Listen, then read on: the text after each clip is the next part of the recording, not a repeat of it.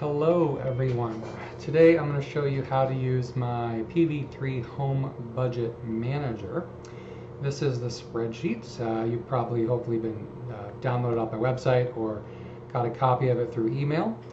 And you'll have the Home Manager, you'll double click on it and it will open up this spreadsheet here. Now, this is what's called a macro enabled worksheet. So it's a special kind of spreadsheet, and most computers are not, with Excel, are not typically set up for it. So there's a couple setup things you're going to have to do to make it to work properly. You're going to have to go up here to File, and you're going to have to go to Options, and you're going to have to go to Trust Center, and then you're going to want to go to Trust Center Settings. From there, you want to go to Macro Settings. The Macro Settings, you'll probably select it up here. You want to click Macro Settings, and you want to make sure it says Disable VBA Macros with a Notification. You can do Enable All, but I don't recommend that because that's how some people get viruses. So you want to make sure that you're going to enable the macros, but with notification. That's it. So what that does is when you close it and reopen it, there's going to be a yellow bar that shows up in the top, and it's going to ask you to enable the macros. It still might disable it though.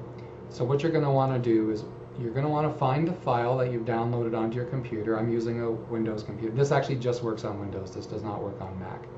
But if you have a Windows computer, you're going to right click on the Excel spreadsheet. You're going to click More Options, actually, and Properties, or just go straight to Properties. In the bottom right section here, I've already done it, so I can't show it again, but you're going to have a little button that says Unblock. You're going to click Unblock, click Apply, and then hit OK. You're going to want to close the spreadsheet, reopen it, and then everything will work after that. So here we have our spreadsheet. With it, we have 1, 2, 3, 4, 5, 6 different spreadsheets all in one. They all work together. Most of the work is done in this sheet here called the monthly data sheet. That's where you actually put in your information. But before that, I want to show you how the settings sheet works. Any box that's white is a box that you can put your information in. Any box that is shaded, you don't want to touch those boxes because there's either nothing for you there, or you'll be typing over top of a piece of information that's important.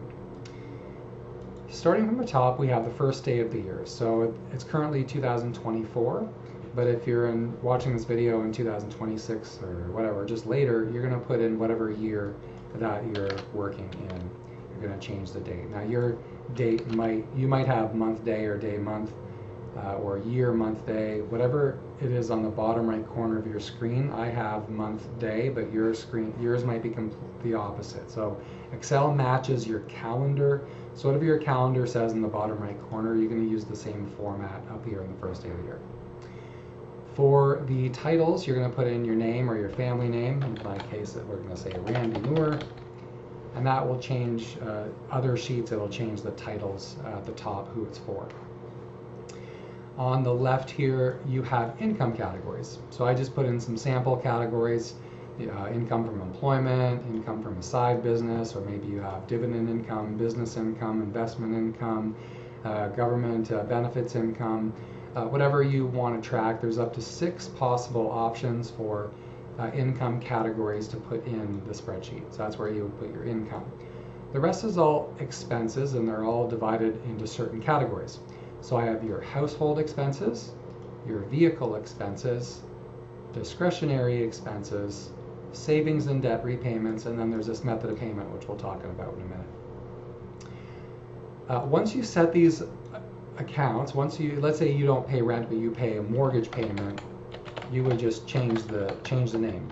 Change it once and then never change it again. Once you put something in here, it flows to these other sheets, and once you start using your category, you can't undo that. You want to stick with the categories you created at the beginning of the year. When you start the next year, you can then change your categories. So be really careful about that, because you can be putting stuff in and it will create some problems down the road if you don't just use those categories once. You can change the order of them. I just have a sample order. You can do whatever you want. I just gave you some sample expenses. Okay, Then we have method of payment. This is if you, let's say you have a CIBC bank account, or let's say you have an RBC Visa, or let's say you're with Mennonite Credit Union, Credit Union, Visa, whatever it is. MasterCard. I think they're with MasterCard. So MasterCard, whatever, however you pay for things, you have up to 5 different methods of payment that you, if you want to, if you don't have to, if you want to track your method of payments, you're going to put them in this bottom section right here. That's the settings sheet. If you have any need to contact me, you can. You've got my phone number and email there. I generally don't do personal finance stuff. This is just kind of a fun little thing on the side that I'll give to people. It's not really my business, so it's not really what I like to reply to. But there is information if you need to get a hold of me. That's my website. You can click on the link to go to my website as well. Okay, the next sheet is monthly data. On the monthly data sheet, this is where you actually do all your work. This is where you put your information in. So you have each month of the year, so you have January, February, March, April, May, all the way down to December, all right? And you have these sections here. So the white area is where you would type in your information, and the gray is where you put in your budget, which we'll come to in a minute. Let's say you want to track your expenses. This is where you would put them in. So let's say on January the 5th, 2024, let's say you went to Zehrs and you bought some you bought some food, and let's say it's groceries, right? You'll see that there's a drop-down box in this category column. In column E, or the category column, there's a drop-down box. Please use the drop-down box. If you don't use the drop-down, if you type your own stuff in here, it will not work. You have to use what's in the drop-down box. So let's say food. Let's say you want so food. If I want to buy food, or I could change. I'm going to actually change it to groceries because I think groceries is a better term than food. But remember, I said, now food is no longer here anymore. Look, now it's been changed to groceries. So if you type in the word food, the information will not flow through the spreadsheet to the reports. So if you change something in the settings, you have to also change it in the worksheet. So now I'm going to change it to groceries. And let's say I used my CIBC bank account, and we'll leave verified alone for now. And let's say we spent $55.24. Everything, and then we'll put another one in for fun. So let's say on January the 6th, I went to Foodland. Sometimes the dates match, sometimes they don't. Foodland. Let's say I bought Foodland. I bought some, paper towels, and more. Let me stretch that over a little bit. Okay, I personally would put that under groceries. You could put it under other stuff if you want, but I would throw it in groceries. And let's say that day I used my Visa, and I paid $10.25. I bought a big huge bag of toilet paper, or paper towel. All right. Now what the spreadsheet is going to do is it's going to take any information in the January section based on category and amount, and it's going to send it over to the monthly actuals.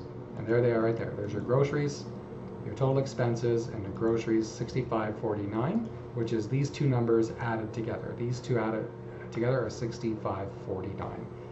There. So as you start putting data in the spreadsheet, you're going to notice that it starts populating over here in the monthly actuals. Now, on the side here, we have a budget column. That's where you can set up your budget for the month. So let's say my grocery budget is going to be $500. I would put it in the gray column, right? And I don't need a date for that, so I could just put in details, monthly budget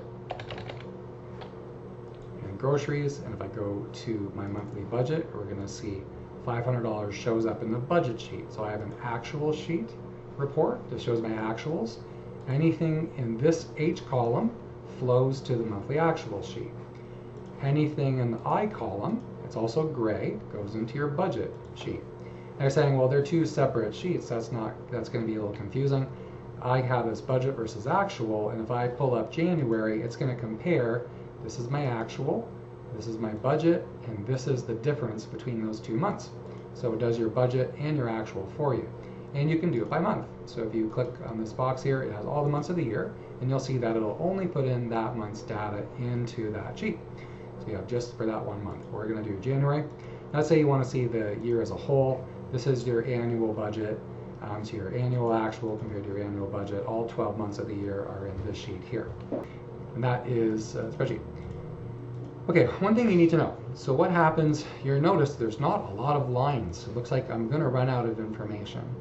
You know, earlier I showed you how to enable macros. The reason we do that is for this button right here, this Add New Row button. To use that, I have to click on a blank line, any blank line, and I click this button. And then it'll give me new rows. So I click it a whole bunch of times if I want to add new rows to give myself more space to work. If you're using a Mac, this button will not work. It's not set up for Mac. Macs and Windows, they don't like each other, they don't talk to each other. So they don't use this computer programming called Visual Basic, and they don't use that.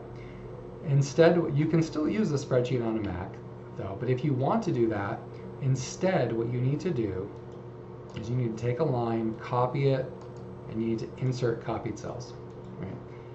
Right? So that will then give you all these drop-down boxes. I mean, theoretically, you can just also I think you can just go insert line. Yep, everything will work. You just do the insert line. So right-click, so click on a number, one of the numbers on the side, on the actual number, not to the side, on the number. Right-click and go insert. That's the manual way to do it. I like my fancy little button. They both work, no problem. Now I have too much, I'm going to delete those lines. Okay, that's how you add lines. Final thing to show you about the spreadsheet is this verified column. Let's say at the end of the month you want to verify that this went through your bank. So you've printed off your bank statement and you want to confirm, let's say if you're using receipts and you're tracking by receipts, and then you get your bank statement, you can then check, yes, you verified, yes, that did go through the bank, it did clear the bank. If you want to reconcile your bank account, that is how you would do it. Or if it was cleared, or if it was outstanding by the end of the month, that's what EOM stands for, outstanding EOM, or blank. So you can use that for tracking. That is my home manager spreadsheet. I hope you use it, I hope you like it, and I hope it helps you. Have yourself a wonderful, great day.